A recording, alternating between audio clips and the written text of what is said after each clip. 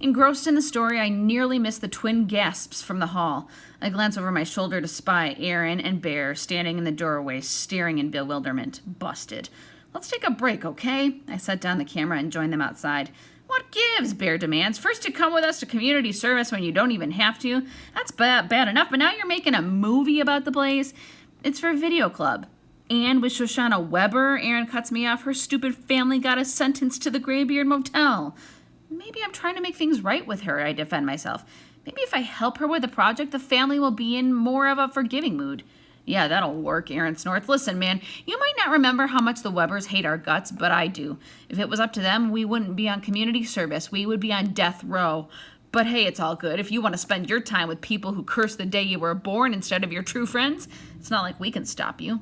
I'm torn. On the one hand, I'm not doing anything wrong. Still, I've kind of brought this on myself by covering up the fact that I'm working with Shoshana.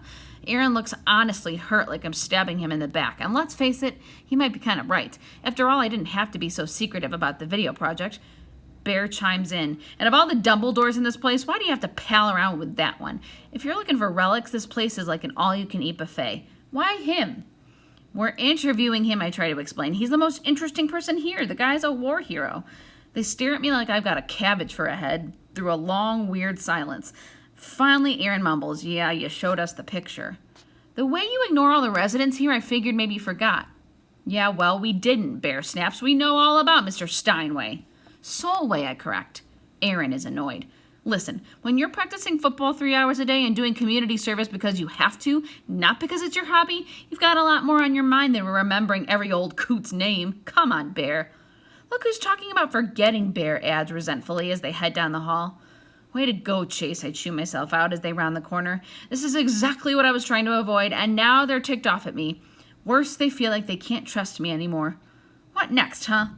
When I re-enter the room, the first thing I see is Mr. Solway's walker standing against the wall. The old soldier himself is up on his feet, directing Shoshana, who's pulling a heavy box out of the closet. You know, she's saying, I thought being in the army taught people to be more orderly. Mr. Solway throws his head back and guffaws loudly. I'm the exception to that rule. Some of the fellows, to this day, they make a bed so tight you could bounce a quarter off the blanket. Me? I always hated the spit and polish.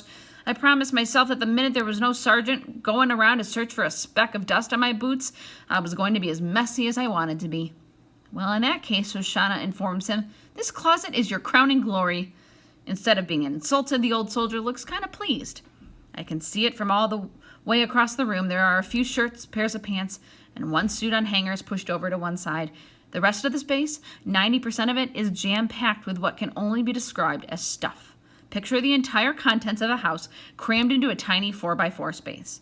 All the things that would end up in the basement, the garage, the attic, live in that closet. There are books, ping pong paddles, a broom, a couple of bowling trophies, hip waders and a fishing rod, framed pictures, a weed whacker, ice skates, a 3-foot-high oriental vase with a crack up the side, a golf umbrella, a garden gnome, luggage, and cartons of varying sizes. As I cross the room, I get a peek inside the box that Shoshana dragged out. It contains 3 replacement furnace filters, jumper cables for a car, and a sterling silver nutcracker set. It looks exactly like what it is, the things a person collects over 86 years. And when that person moves to a place where all the storage space is one little closet, it gets pretty tight in there. We've got a lot of great footage of Mr. Solway talking, Shoshana explains to me from the depths of the collection. But what we need are some visuals to cut away to, mementos, old photographs, that kind of thing. What do you think? When we're talking project business, she sometimes slips up and treats me like a fellow human. Good idea, I agree.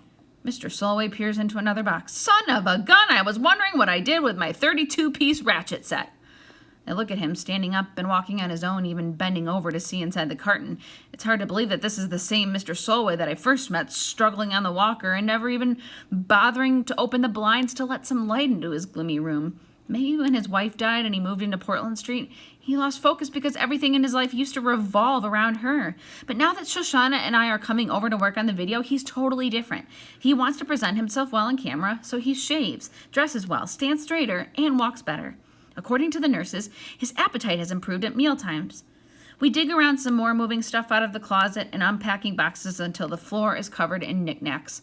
We do find a few things we can use in the video. Black and white photographs from the barracks in Korea, the Solway's wedding picture in a double frame with one from their 50th anniversary, his old military dog tags, and another set belonging to a buddy who was killed in the war. We've got enough, but Shoshana is like a bloodhound on her hands and knees in the closet, running her hand along the baseboard. What are you doing back there, Mr. Solway asks. Drilling for oil? She reaches behind a golf bag and draws out a navy blue velvet jewelry box of an odd triangular shape. Embossed in silver on the lid is the Great Seal of the United States. You found my medal, Mr. Solway exclaims in amazement. Glowing with discovery, Shoshana flips open the cover. The box is empty. Mr. Solway frowns. It must have fallen out. Shoshana and I give the closet floor a thorough inspection. No medal. She has a question. Mr. Solway, when was the last time you wore your medal? In this place, he's sarcastic. Lots of state occasions here. Wheelchair races, canasta games, colonoscopies. What about before that, before you moved here? He casts her a wry grin. I get you. What if the crazy old codger packed up the empty case for a medal he lost 20 years ago? No, don't apologize. It's a valid question. The answer is I never wore it.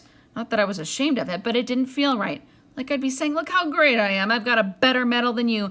Any dimwit can win a Purple Heart. My wife used to take it out once a year on Veterans Day, and when I refused to wear it, she'd polish it up and put it away again. Maybe one time she misplaced it. She was confused toward the end. It's possible. He retreats to his easy chair and sits in silence.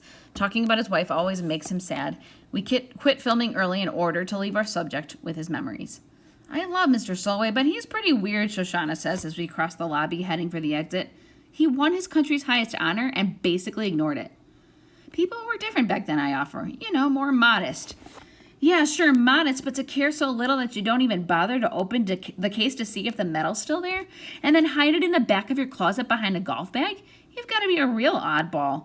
We're going through the sliding doors, which might be why she doesn't notice that I stagger for a split second. Missing medal. Empty case buried under tons of junk. Mr. Solway's medal wasn't lost. It was stolen. Somebody pocketed it and tossed the case where it would be hard to find. Who would do such a thing? There are plenty of possibilities. Portland Street is a busy place with a big staff. Doctors, nurses, attendants, service people. There were painters in recently. It could have been one of the other residents or even a visitor. But as I run my mind over the range of suspects, an image keeps forcing itself in front of my eyes. I see a $20 bill in Mrs. Swanson's shaky hand. I see greedy fingers snatching it away. Bear. And Aaron gloating over all the pizza it would buy. Of course, there's a big difference between $20 and the decoration awarded to a war hero to honor his bravery above and beyond the call of duty. But somebody greedy enough to take money from a confused old lady who thinks she's tipping room service? How could a guy like that pass up the chance to get his hands on something far more valuable? I must turn pale because Shoshana regards me in concern. Are you okay? You look like you're about to faceplant. I'm fine. I'm so not fine, but I keep my mouth shut. What kind of friend am I that I instantly suspect Aaron and Bear of stealing Mr. Solway's medal? What kind of friends are they that it's so easy for me to believe they did it? 2 hard questions followed by a third. What should I do now?